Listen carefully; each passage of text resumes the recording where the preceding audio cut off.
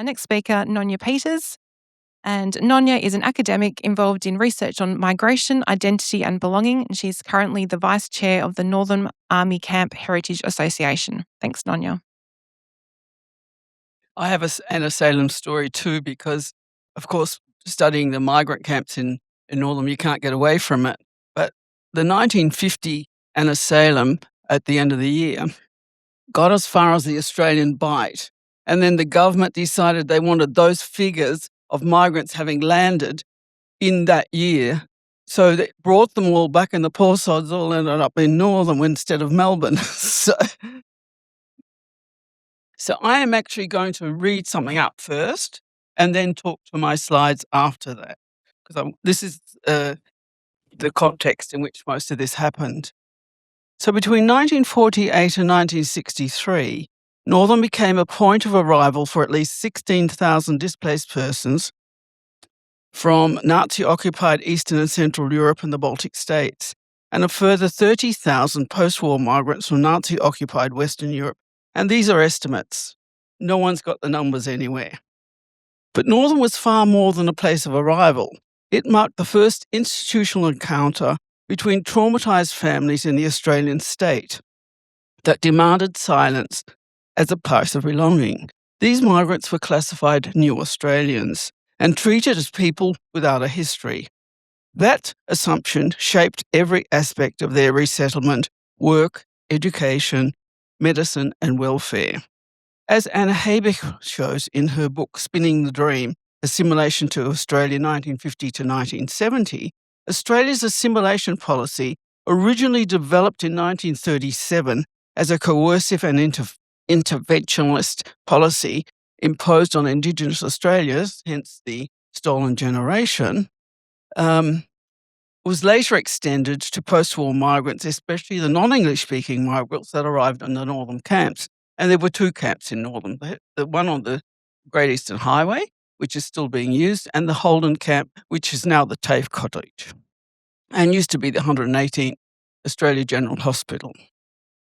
Historians such as Jane Persian, Karen Agatha, and Dumouzi, I can't read properly with from here, it's very...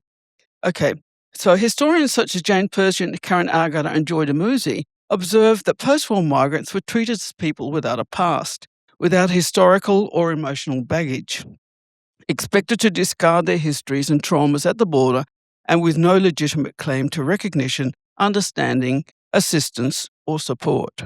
Jordana Silverstein illuminates the deeper familial and personal impact, reminding us that experiences shape the stories we tell ourselves about identity, belonging, and nationhood. Silverstein's grandparents were Holocaust survivors from Poland who came to Australia in 1949 as displaced persons, stateless refugees, as Amanda pointed out, under the International Refugee Organisation scheme. And you could get into that if you signed up for a 2-year work contract wherever the government wanted to send you. It didn't matter what your background was in, as Amanda has also pointed out. They had endured the ghettos and camps of Eastern Europe and spent the post-war years in displaced persons camps in Germany. Silverstein recalls, growing up, the Holocaust loomed large in my life. My family knew themselves as descendants of the hell. And the past continues to shape so much of the way we live. We see possibilities of harm everywhere. Store more food than we could ever eat. Cling closely to people. We are molded by trauma, endurance, resistance, luck, and survival that is carried across generations in ways that are often not fully understood. Today I ask you, the audience, to see the resettlement of the migrants, the New Australians, through the lens of what happened before, not what happens, but also what happens here afterwards. But first of all, keeping that in mind. So it's hard to keep the right... okay, because looking through that lens, you're looking at the history through the New Australians, so-called New Australians, that came to the Northern camps. And it cannot be understood without acknowledging the prior experience of trauma, war, dislocation, abduction, forced labour, famine, hunger, loss, and for many, prolonged dislocation. and discontent. From the late 1940s to the early 1950s, these experiences were treated by the Australian government as irrelevant or even inconvenient to the nation-building project. For most migrants, home visits were impossible. My parents were from the Netherlands, so Western Europe, it was 25 years before they were able to get home. To understand the scale of what went before, we need to appreciate that from 1939 to 40 onwards, the Nazis and Soviets carried out mass seizures of civilians across the territories that they occupied. Around 1.5, and these are all estimates, around 1.5 million Polish civilians were deported to the German territory for forced labor. Some 200,000 Polish children were kidnapped for Germanization. In addition, tens of thousands of Polish children, often aged 10 to 14, were brought in as forced labor. The Soviet Union simultaneously deported between 1 and 1.5 million Polish citizens to Siberia, Central Asia for forced labor. From 1941, Nazi Germany also began massive deportations from Eastern Europe for forced labor. Around 2.2 million Ukrainians and 350 to 400,000 Belarusians were taken to the Reich as Ostarbeiters, workers from the East.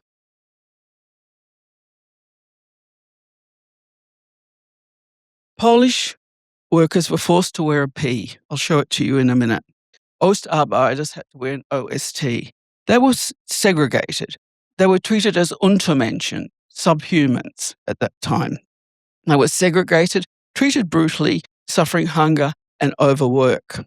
Survival rates varied sharply depending on location and labor assignment. Many more died from starvation, disease, abuse, and exhaustion, especially children and punishment laborers and those deliberately worked in until they collapsed, basically. Around 630,000 young Dutch were also abducted for forced labor. Around 30,000 died, many in Allied bombings by the Allies, of course, from bombing munitions factories. So my parents were forced laborers in Strasbourg, in Alsace-Lorraine. My mother, pregnant with me at the time, had to work 12-hour shifts making bullets for the Nazi war machine. Post-war, the Dutch government and monarchy then pushed these people, they got back and they were pushed out again, basically. We've not industrialized, you've got to go. I was a child upon arrival in Fremantle. In 1949, and between 1950 and 1959, my cohort of immigrant kids, experienced assimilation firsthand. In the schools, I was in Subiaco, 2J, and Northern. The education system operated under strict assimilation policy, abandoned language and culture. There was no English as a second language in the schools, no cultural recognition, no transition. It was sink or swim. When migrant children struggled with English learning, adjustment, or trauma, parents were told it was our fault. We weren't trying hard enough. Structural barriers were reframed as personal failure. The consequences were profound. Children internalized shame. Parents were silenced or blamed. Communities learned to hide histories, precisely as the Musi, Persian, and Agata describe. Because Australia offered no space for them, the logic was embedded across accommodation camps, workplaces, and classrooms, and it extended into medicine. As Eureka Heinrich argues, assimilation was also medicalized. Doctors in the 1950s and 60s adopted assimilation ideology, defined the new Australian patient as less sophisticated, pathologized migration and linguistic isolation, and blamed those deemed unassimilable for their own health problems.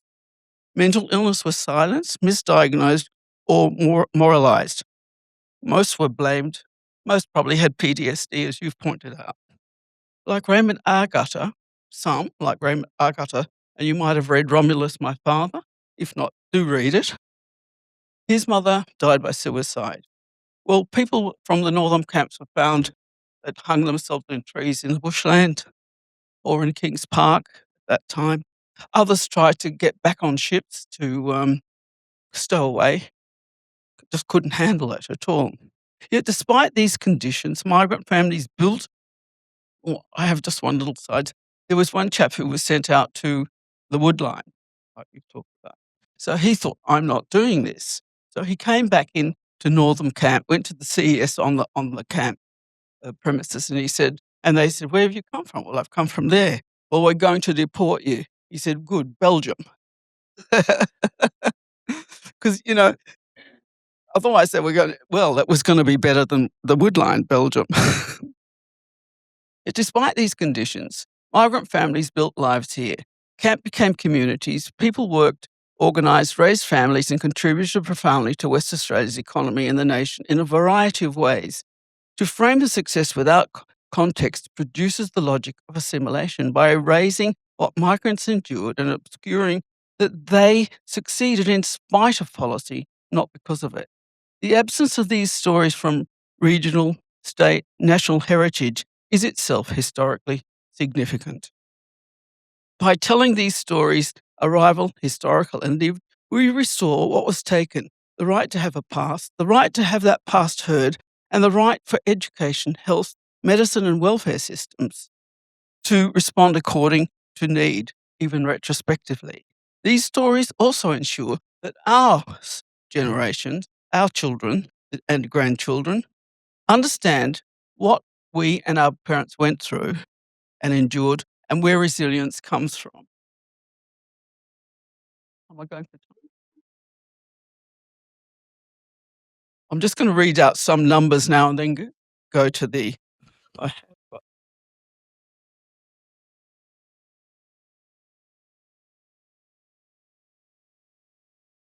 have got the numbers.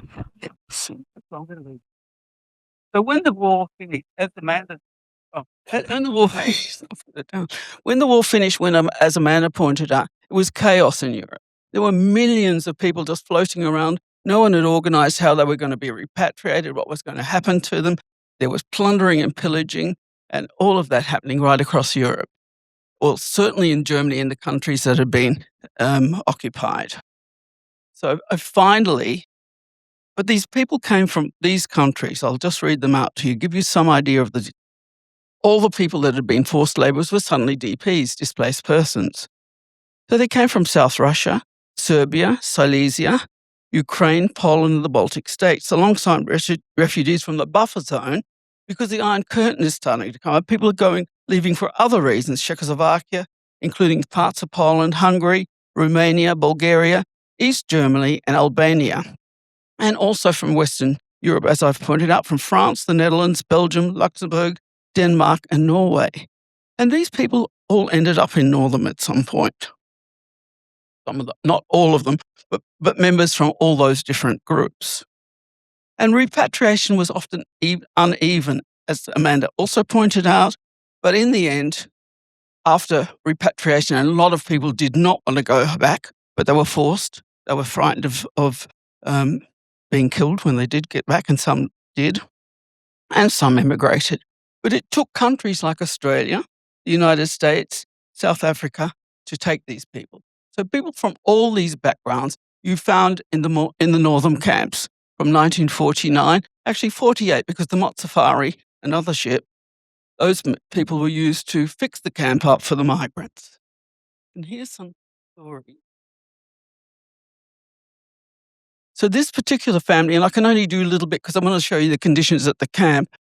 This family was taken by the Soviet Union in cattle trucks. 3 weeks, a lot of people died on those. The children were separated up in there, taken from their parents because they had to work.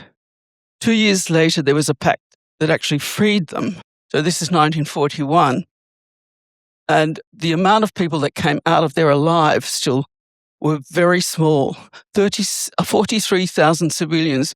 There were a lot more soldiers that came out alive, but not civilians, and a lot of deaths. Recently, there was a show on SBS on this, on these children on the poles. So the Diktinsky family, when they are let free, they have to trek down to Persia, Iran, where they're picked up by some by the International Refugee Organization. They finally end up through India and then through to Tanganyika. 22 camps of these. One boat came here with them, the General Langford came with these people, and suddenly the Australian doctors had to deal with tropical illness, which they hadn't before. But there's a rondel there on the right. You can see, even in Africa, they've got sweatshops.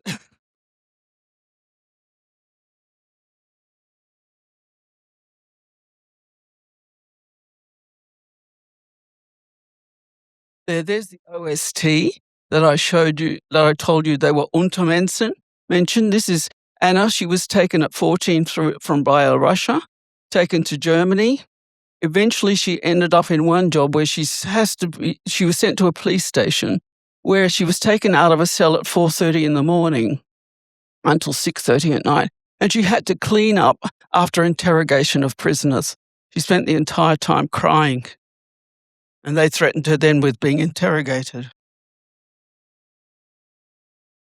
The Budos family, and Jenny's here, their village, they had the Nazis one side and the Russians the other side. Finally, the Nazis won out, and so Frank and his mother were sent to Germany. Frank was married to Jenny, she's up there. Her parents, one parent was from Russia and the other parent from Poland. They met in the farm where they were put to work in Germany and got married. They had to wear the P to identify them. Mustn't have the touch here.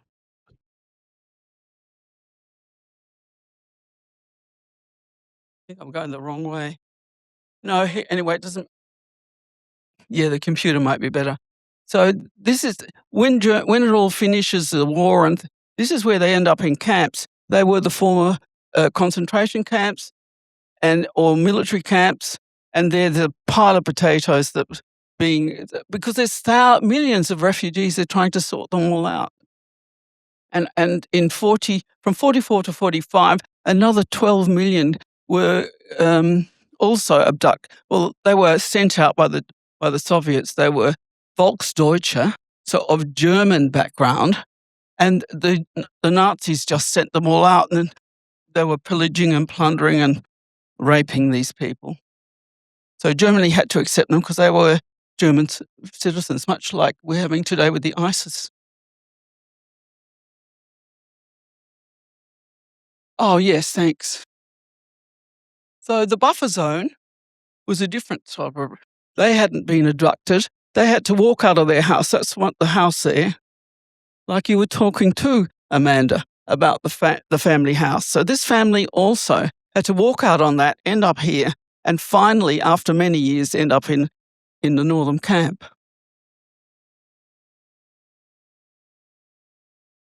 This is not my family, but these are the Dutch. So he was in a forced labor in Dresden on the right. He spent 7 or 8 weeks after the firebombing of Dresden, helping clean up the bodies after having been a forced labor for quite a few years. And her father, he pinched the truck that he had to drive for the Nazis and ended up taking a whole lot of Dutch couples or Dutch who had been forced labor home. Right. And this is afterwards, we were all sent to Australia, really, because they're saying it's overpopulated. You've now got to leave the country. So go and assimilate. Everyone wanted assimilation at the time. This is the Australian mission, mass migration. This is actually the process that displaced persons had to go through to get to Australia. You had to be a certain age, certain health, you had to pass the security. I don't think that always worked. But this is, you could learn a trade, because Australia was going to take tradespeople. What it wanted for its economy, it wasn't just humanitarian. You had to fit a certain characteristic. So this, I think, would be a great board game. If you got to the if you got to the health check and one of the kids had a temperature, was go back 3 paces. You weren't gonna get past it. So the kids were being fed aspirin or something to stop that. Huge project. This is actually constructed by Reg Appleyard. This is just some of the transportation. We've already heard. Well, this is some photos. I don't know if this is the underselling, but this is the hold. Everyone was in the hold, 160 to the hold, and the women's side had also the kids' bassinets. Ships arrived here. Underselling arrived here with a lot of children with very bad measles. Ended up in hospitals. They were in Perth. All the nurses came back to help. There was no aircon.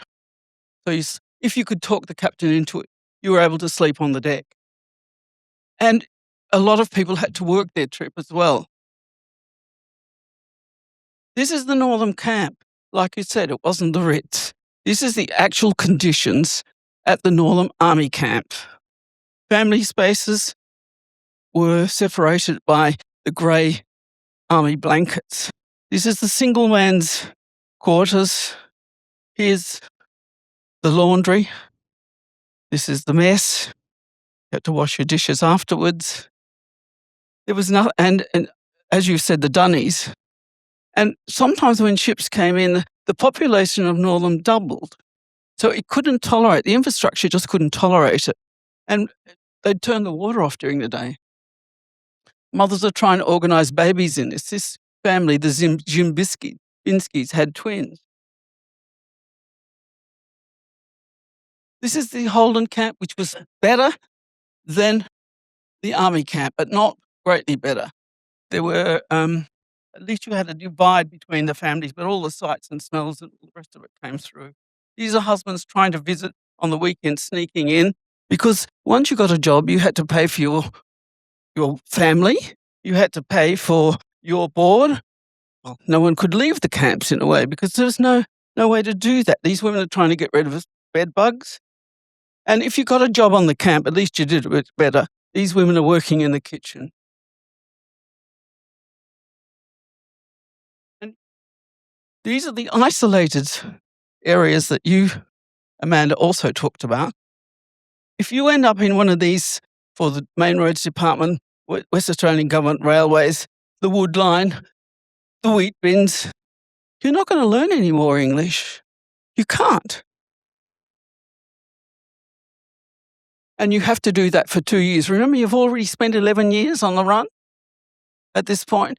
And the women in Nannup used to, you know that thing that you go on the track to clean it? Maintenance. They were going to that from the camp, and people were walking on the other side of the street to them. Well, we, who were not displaced persons, we were migrants then, but we were told, the Australians would often stop our parents and say, "You've got to speak English to that child." Well, my mother couldn't. This is now the accommodation that you've already pointed out, Amanda. That's Calico City in Northern, we called it. And you got a tent with sleepers on the floor and a 3-sided corrie iron with a bit of a top and then a wood stove in it. And this one's in Lomas. It no longer exists. The train stopped food there once a week. You're not going to learn any English or anything there. This is Rocky Gully. This is also Northam there.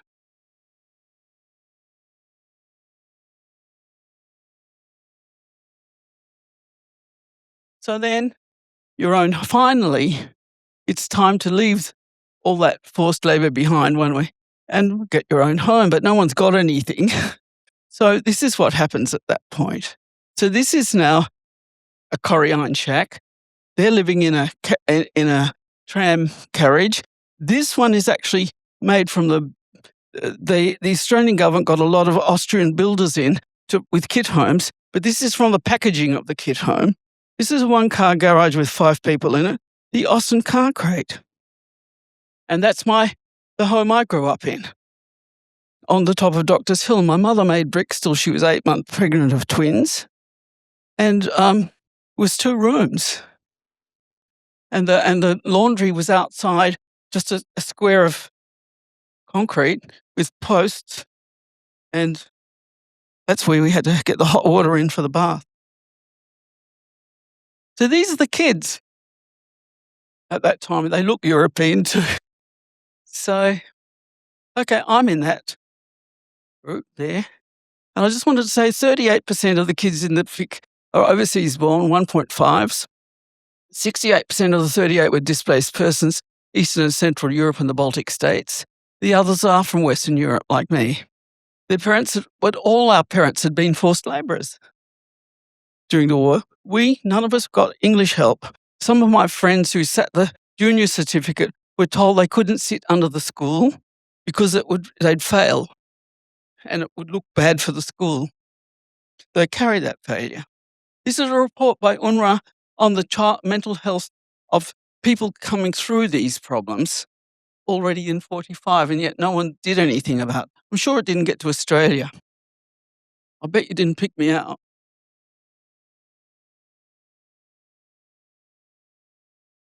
So those are the demographics, and I'm actually going to just read my conclusion, which okay. Am I okay for time? Crumbs, 1 minute. Well, I can do this in a minute, I think so.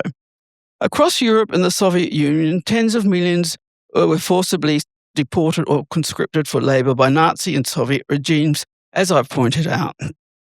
These histories are not abstract. My own experience, those of my parents, and of my DP school friends and their families underpin my lifelong academic commitment in documenting migrant histories.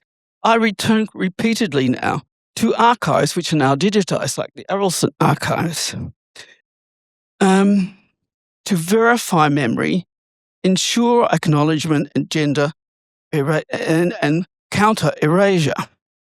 Heritage organisations, including regional shires, have a responsibility as custodians, I think, of this living inheritance. But maybe you'd like to talk about who's responsible for it. Heritage is not only the past, it shapes the communities, who they are, where they've come from, and where they're heading. Northam's migrant history is therefore central to Northam's heritage, past, present, and future. As Jordana Silverstein has observed, displacement carries intergenerational consequences. Given the number once accommodated in the northern migrant camps, and that's the lowest estimate, the history now connects us to at least 200 to 250 and growing Australian-born residents. So it's a big history in West Australia. It covers, it hits a lot of people. Thank you. Thank you.